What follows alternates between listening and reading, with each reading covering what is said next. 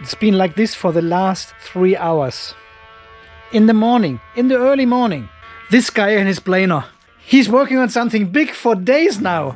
Guys, anyways, we will keep going here in the Off-Grid Garage. Welcome back to another video here, today with a special episode. And I want to introduce the Global Power BMS. Now, I mean, not this one here, but the new one, the new Global Power BMS. Unfortunately, or maybe luckily, Global Power is changing their BMSs and all their batteries now. So from the near future, you will get the new BMS in their batteries. You can see the new one is a lot bigger than the old one, right? Well, but this is because this is only 150 amp BMS, while this one is a 200 amp BMS. So we have a few more MOSFETs here on this PCB. I mean, this BMS is of course shorter because it has a second layer here for the current limiter, while here the current limiter is all on one level. See, there's no double layer PCB. And here we've got this second level with the current limiter. And actually comparing here, I think they are using the same amount of MOSFETs actually. And I still don't quite understand why one row of MOSFETs is not cooled while the other one has a heatsink. Does anyone know what the difference is between these and these? And in fact, this BMS is not actually one which Global Power made themselves. This is a Pace BMS. Yes, this is the Pace BMS. The good old Pace is back. And we potentially know this BMS already here from the Jakiper, from the Big Brother Jaki battery, 230 ampere hour battery, which has the same Pace P16S200A. So very interesting to see that more and more battery manufacturers are changing their BMSs to the Pace BMS. So it must be good, right? Let's check it out. And I mean, we have pretty much explored the Pace BMS already in the Jaki battery, have connected it to the Victron system, changed all the parameters, had a look at the CVL, CCL and DCL parameters, which are very important for the Victron system or your inverter. But Global Power were talking about a modification of their BMS, so I'm not sure if this new Pace BMS has actually a modified firmware. So I'm very keen to find out if this has any additional functionality or behaves any differently to the one we have seen in the Jaki battery. But the good thing is now, you can buy this BMS separately from Global Power now. Because Jakiper is only selling the whole battery, including the BMS. But now through the Global Power store, we also have the possibility to buy these Pace BMSs separately. I have also prepared our Frankenstein battery because I want to connect the Pace BMS to this battery. And I want to introduce this terminal block to you here, which is connected to the Frankenstein battery. And you can see all the balance cables, just the normal stuff.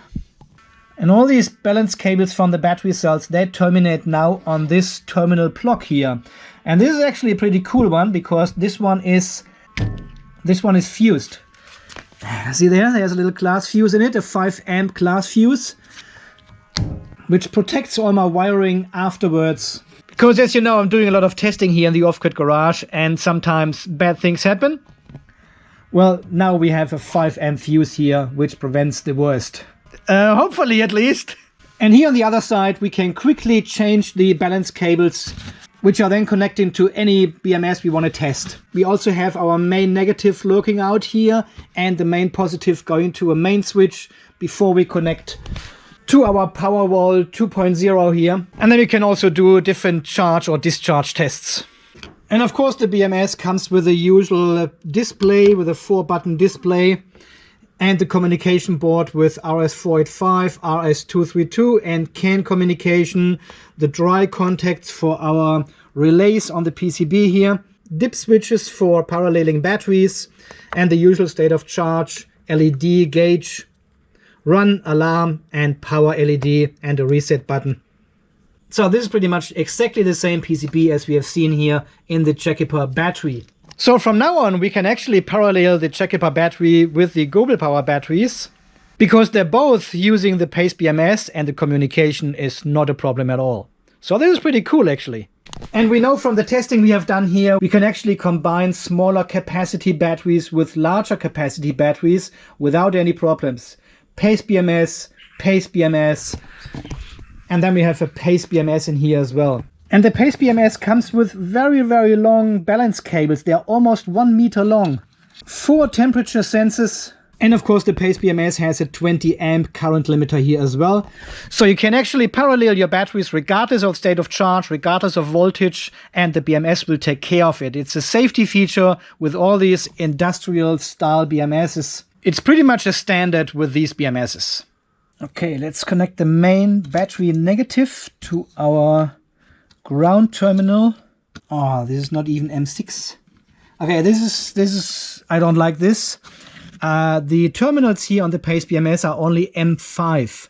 M5. And the BMS doesn't come with a bus bar on top of it. So you have to make your own bus bar to connect these both terminals together. Well, if you want to connect 2 cables to the BMS, that works as well then. Well, M5. So before we connect the balance cables, I'm connecting all the accessories, like the display cable, which actually connects from underneath. I don't know why there is a connector on the other side now. Okay, so this is our communication board. And of course the new Pace BMS here also comes with an on-off switch. Well, it looks like this. Look at this. This is like a switch from an old coffee machine or so. See, the original Global Power BMS came with a push button switch. Look at this. This is the cheapest one they could find here. That is terrible. And when you put this BMS into a case, it's always easier to drill just a hole to install this switch, while here you have to make a rectangle cutout in your front panel. Far more difficult to install. This one is very easy and looks so much better, right? So the original Global Power BMS was a bit tricky to install, to connect actually, because the order was different to what it says in the manual. And I have connected the main negative now to the BMS, and I'm connecting the balance leads now, and then the last one will be the positive. And this cable is necessary to keep the current limiter active while the BMS is turned off. And we've got again 4 balance cable connectors here, which have 6 or 7 pins. Number 1 is here. Well, there's actually no numbering on the PCB, so I'll just check on the back. Okay, so number 1, I have checked the voltage of all the balance cables, so this is all good. And number 4, okay, this is all connected. Last one will be the positive. Okay, it's connected. And the display came on for a second only. Okay, it has died. Let's turn it on. Oh yeah, it works. Okay, that was the right. Are you upside down? I don't know. And look at this PCB, what they have done here. I don't know what this little wing is here they put on this PCB. And then this part down here, it has a very strange shape.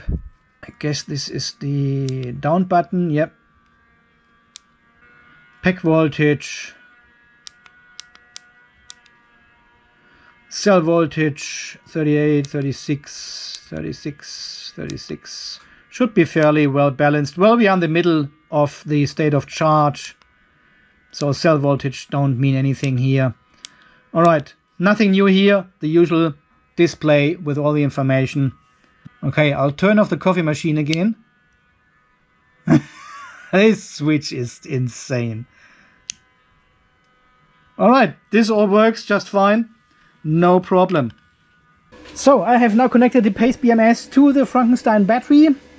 We have the power supply running on 15 amps, charging the Frankenstein battery because I want to fully charge it today to have a look how the BMS behaves when the battery is fully charged. And I've also connected the RS232 cable through the adapter to the computer. Okay, my friends, I have now connected the Frankenstein battery and the Pace BMS to our computer. And this is pretty much the same computer software we have used before with the Jakiper batteries. But Global Power has supplied their own software to use with this BMS, so I'm using that. It is the BMS Tools software in version 106. And the BMS has connected via COM9 and a baud rate of 9600 to my computer. And we can see some of the cells are already balancing. I have not changed any parameters yet. We want to have a look at the standard parameters. And I have fully charged the battery already, so we don't have to wait that long. You can see we are at 55.3 volts already, have a deviation of 120 millivolt. This is quite high, right, for the Frankenstein? Not too bad, though. So let's have a quick look at the parameters here. I can already see 3.7 volt as the cell over voltage protection voltage. This seems to be a default setting by Pace. And none of the manufacturers they're actually selling this BMS to seems to be bothering checking these settings. So 3.7, too high. It should be 3.65 maximum. This is what the cells can do, not 3.7. And I guess, yes, the pack over voltage protection is at 59.2 volts. That is far too high. This should be at 58.4. So 3.65 times 16 then. Maximum charge voltage. We cannot go over. So these two settings are absolutely wrong. They need to be changed. We've got 205 amps charging and discharging maximum current. And the balancer starts at 3.4 volts, which is a bit too low for my taste. So I would really like to see 3.45 here, because we need to get out of the flat area of the curve before, you know. Lithium iron phosphate has a very flat charge curve, as we all know. And 3.4 volt is just still in the flat part of this curve. And we cannot balance there. It wouldn't make sense. It doesn't even work. And we can actually hit 3.4 volts relatively early in the stage when we charge the battery with a higher current. When you have enough solar, you reach already 3.4 volts with your charging voltage, and then the balancer would kick in, even there's nothing to balance. So I would really like to see 3.45. It is not a major, it's not a big deal here, but 3.45 would be better. And we have our pack full charge voltage and the pack full charge current. So when these two settings are met, the BMS considers the battery as fully charged and resets also to 100% state of charge without having to go into any over voltage protection or anything else. So these are independent settings from the protection settings of the BMS. And this is what makes the Pace BMS so great. And 56 volts is still okay. Personally, I would set this one to 55.2 because these settings here allow for a very fine tuning of your BMS to your system. You can actually charge the battery to 56 volts and then wait until the current goes down under 2 amps. So this BMS actually allows you to absorb with these two settings here. And if it goes under 2 amps, then the battery is fully absorbed. And then you say, okay, this is 100% for me, for my setup, for my battery design. And then it stops charging. So very, very nice. And the pack full charge voltage is also our CVL in the system. So whatever I put in here, we will see this in the Victron system as well. We will have a look later. So this is a one-to-one. So this is a one-to-one setting from the BMS into your Victron system or your inverter. Okay, I'll leave the charger connected here for a while and see how far I can go with the charge voltage. We have to check on the deviation on the balancer a bit, because this BMS has only a 50 milliamp passive balancer or something ridiculous. But for now, I'm just changing these 3.65 volts, 58.4 volts. And we start balancing at 3.45 volts. So, and let's see how far down we can go. 20 millivolt deviation. Okay, that's all we can do. Right all. And as always with these BMSs, the temperature settings are a bit high for my taste. The environmental over temperature protection kicks in at 75 degrees. I mean, you reckon you can still touch your battery at 75 degrees?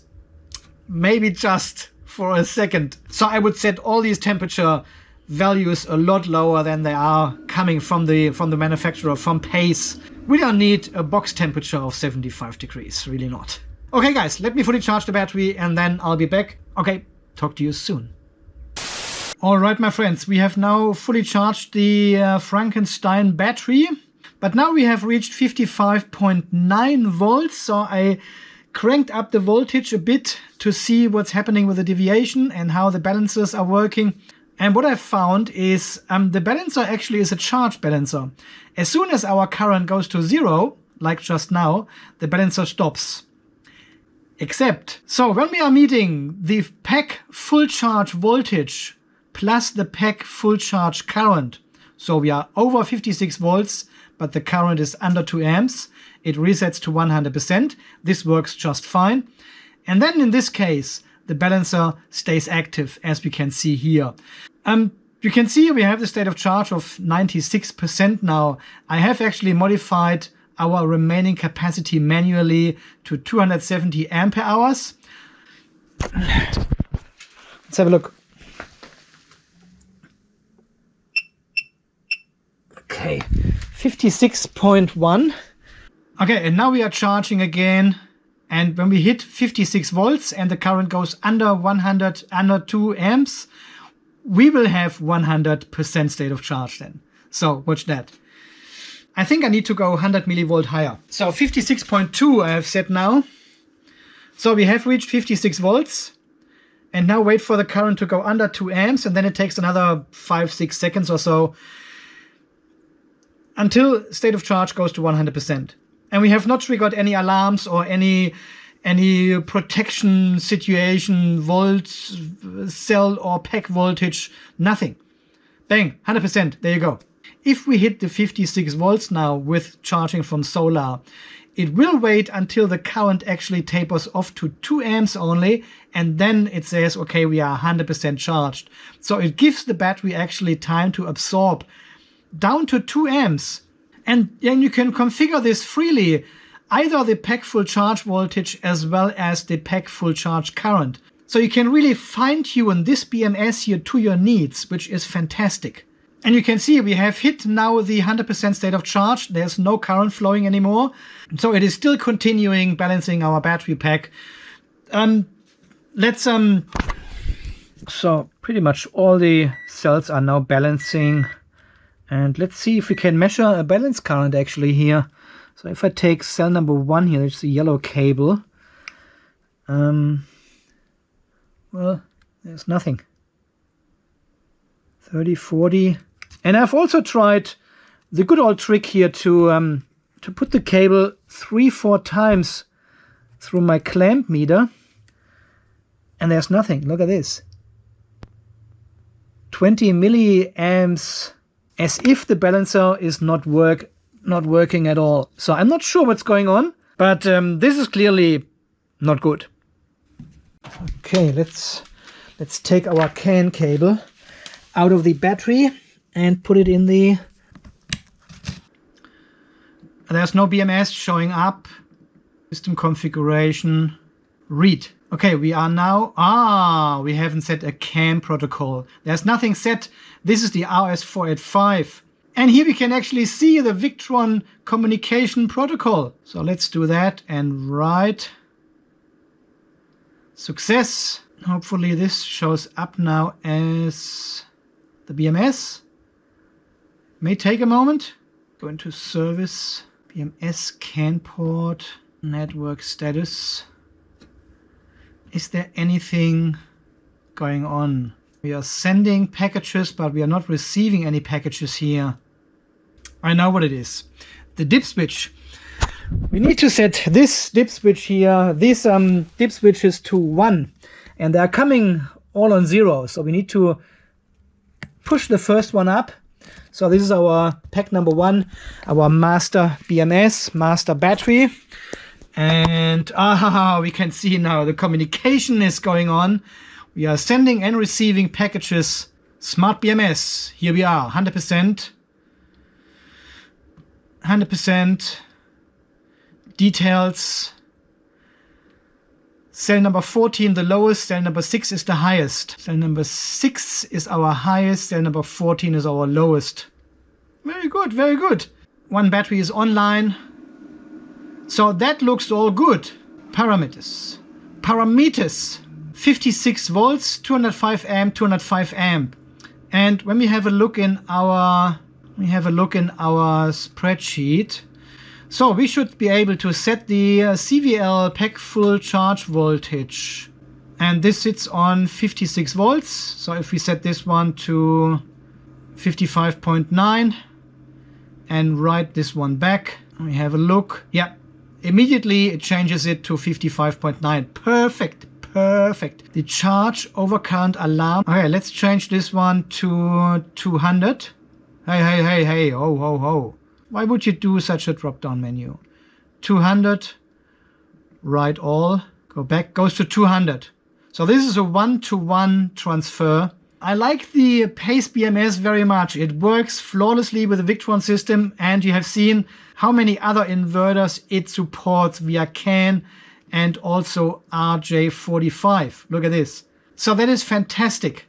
So, and here we can also see the Victron VRM actually reports the minimum and maximum cell voltage correctly as per the BMS. So all these information are getting correctly submitted to Venus OS. And then in the VRM under settings, you can create your own rule. So if the deviation gets too large between the minimum and maximum cell voltage, you get an alarm then on your mobile phone in the VRM, sends you an email, a text message, whatever. So that is pretty good. What I don't think is working is the consumed ampere hours, but none of the BMSs so far, of these BMSs, are supporting this function in the VRM. So this might be a Victron Smart Shunt or battery monitor feature only.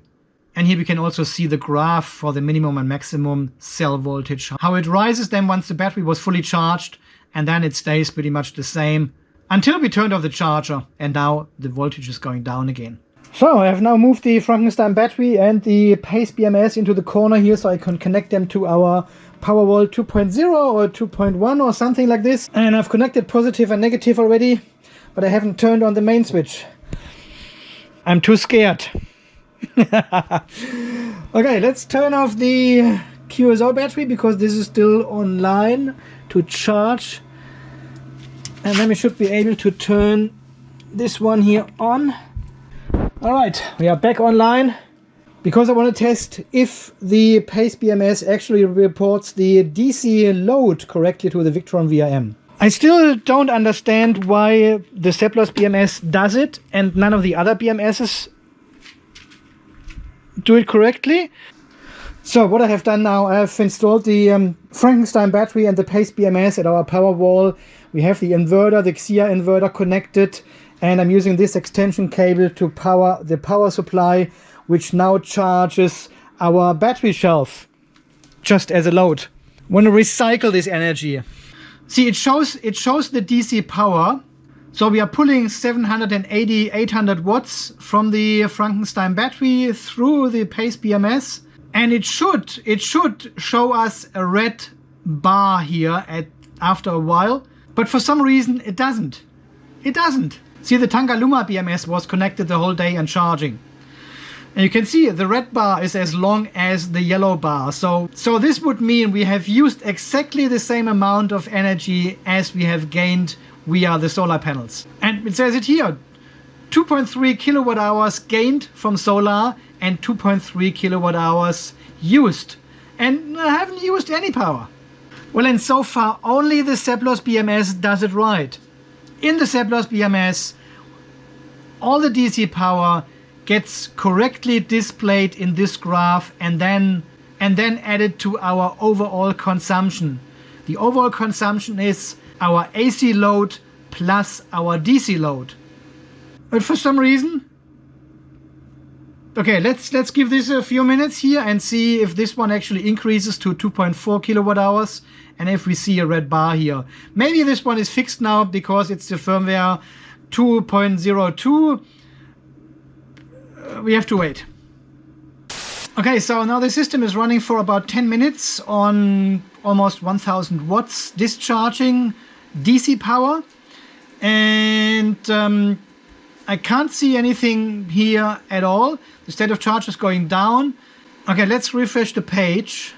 Still discharging with 1000 watts, and see, the consumption has not changed. It is not working with the Pace BMS either. Only, well, you know which BMS actually works. Okay, this is not working, even not with the firmware version 2.02. Okay, let's do the next test and connect the Jakiper batteries to our Frankenstein battery and see if the communication works. It should just work. They're all Pace BMSs. Okay, so what we need is another network cable to connect our Frankenstein battery, the other Pace BMS, with the Jakiper battery. But before that, we need to change the dip switches because this one here sits on master. See, dip switch 1 is on. And the smaller Jackie battery sits actually as battery number 2. But this one is already our master. So this one needs to be battery number 2. So only number 2 is on. And when we connect the RS485 now, the other end goes into the Jackie battery. And we need to turn it on, of course. Hello. So Frankenstein and the Big Brother Jackie battery together. So let's go into details, and we should see, yep, we can see the lowest cell is in battery number 1, which is our Frankenstein battery, and the highest cell is in our Jackie battery. 2 online, and now here comes the big thing, because it's a 280 ampere hour battery for our Frankenstein and a 230 ampere hour for the Big Brother Jackie battery. Now it shows us 2 times 280 ampere hours. So this still hasn't been fixed either. The Pace BMS only recognizes there is a second battery and assumes the battery has the same capacity as the master. So the BMSs don't report the correct value here to the master BMS. Okay, then let's go one step further. That looks like a rat's nest here. And connect the Big Brother battery to our small Jackie battery with 100 ampere hours. But here as well we need to set the dip switch on number 3. So number 1 is our master, number 2 is this one, and number 3 here. And number 3 means we need to set dip switch number 1 and number 2. So 1 plus 2 makes 3. So the first 2 are on, the other 2 are off. This is number 3, number 2, number 1. And we need to turn it on, of course. High. And let's see. Oh, yeah. We can immediately see 3 online, 840 ampere hours. This is 280 times 3. So again, it assumes, the master BMS assumes we've got 3 batteries online, and they all have the same capacity. Let's see if we can see anything. Now there's nothing showing up from battery number 3 actually at the moment here, which is fine. But it works. As you can see, we've got all 3 batteries online.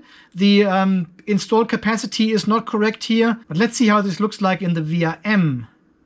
I have not connected the batteries physically, so there's no positive to positive, negative to negative. It is just a communication connected at the moment, but it also creates and shows an average of the state of charge of all 3 batteries now. Yeah, we cannot really see any ampere hours here. It doesn't report the ampere hours correctly. This is just voltage, current, power, minimum, maximum voltage across all 3 batteries. No consumed ampere hours. No, it doesn't show us any ampere hours in the Victron VRM anyway. It is only the percentage it shows, but not the ampere hours like with the Smart Shunt or the Victron battery monitor. Okay, let's go back into our software and see if we can actually change or see the other packs now. Now I cannot click on number 2 and number 3. This is the master BMS, 280 ampere hour, and I cannot change the pack. But we know from the other test we have done with the 2 other Pace BMSs, we can select the FF here as the pack number, and this should then actually connect to all our, and now I can select the second one, 238 ampere hours, and the third one should give us around 100 ampere hours. So that works just fine. What I cannot do is, I cannot select the small Jackie battery now and go into the parameter settings and do a read all and hope this reads the small Jackie battery. It won't. It still shows us the 200 amps here like before. It reads only the master BMS, unfortunately. And this is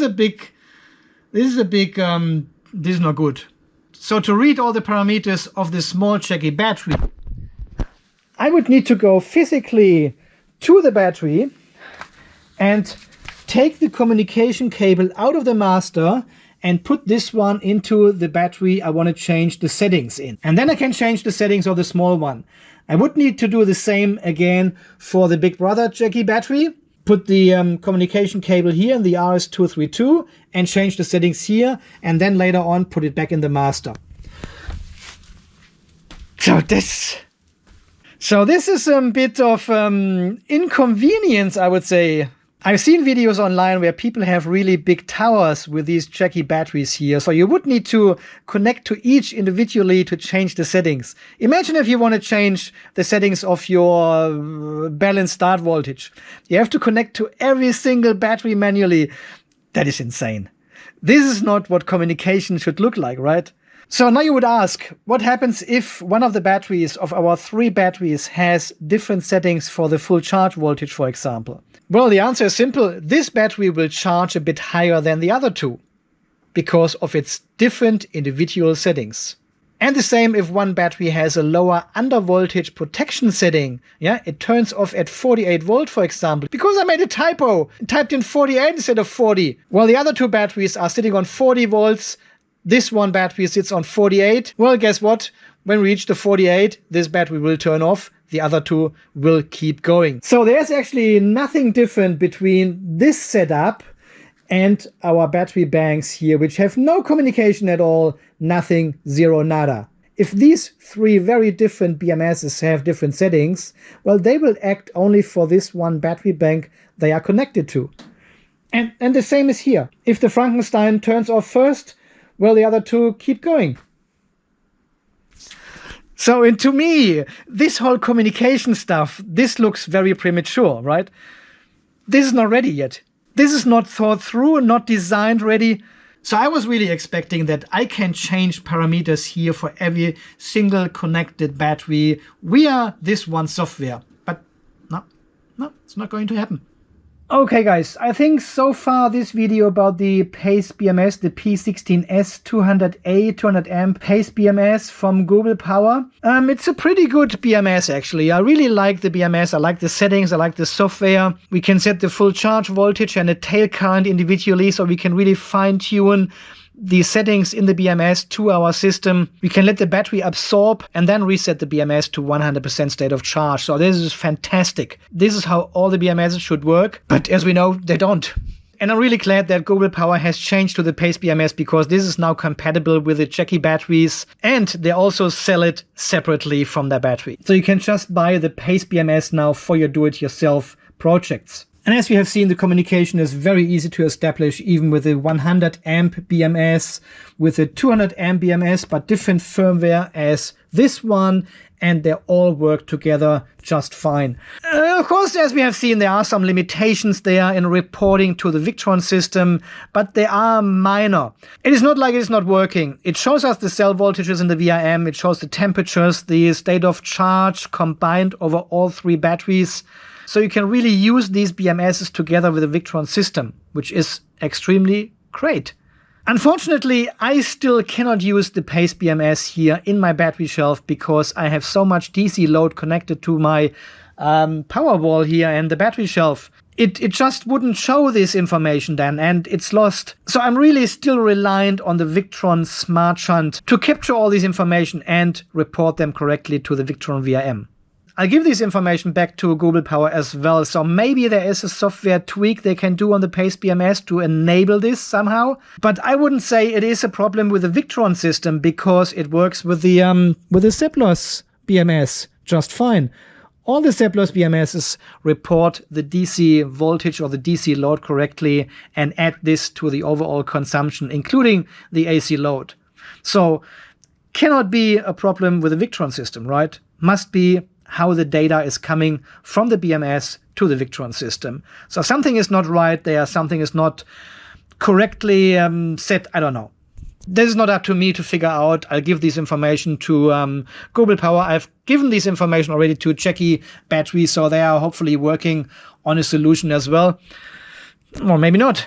So yeah, overall, I'm a big fan of the Pace BMS. It looks really good. It ticks almost all the boxes. And I have also upgraded our column here for the Pace BMS now. So we have, yeah, you can see we've got the 3 different BMSs tested now with different firmware versions. And all the information are here in this spreadsheet, linked on my website, and the link is down below under this video as always.